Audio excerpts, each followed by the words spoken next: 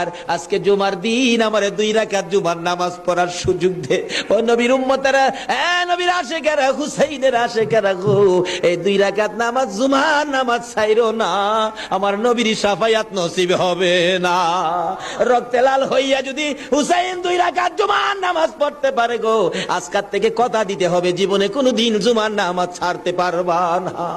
জুমার নামাজ আদায় করতে সময়টুকুন দিলে নামাজ শুরু করে দিলেন, রুকু সিজদার কাজ শেষ করে তাশাহুদে বসে সালাম ফিরানোর আগ পর্যন্ত কাছাকাছি বসে বসে এই যে সৈন্যরা নামাজের ভিতরে প্রত্যক্ষদর্শীরা বলেন এক একটা করে তীর মারে হুসাইনের গায়ে। ডান দিক দিয়ে যদি তীরটা মারতো, বাম দিক দিয়ে বেরিয়ে যাইতো, সামনে দিয়া মারলে পিছন দিয়া বেরিয়ে যায়, এই কিসিমের তীর গো। নামাজের ভিতরে 72টা তীর লাগাইছে। হুসাইন সালামটা ফিরাইয়া নানা গো কইয়া কালতে কালতে জমিনে গড়াগড়ি সরি করে দিলে। নিষ্ঠুর পাষাণ এই দিদি শূন্যের সীমার গলা কাইটা মাথা আলাদা করে নিয়ে গেছে। হুসাইন শহীদ হয়ে যায়। ওদিকে দিয়ে ডাকতেছে।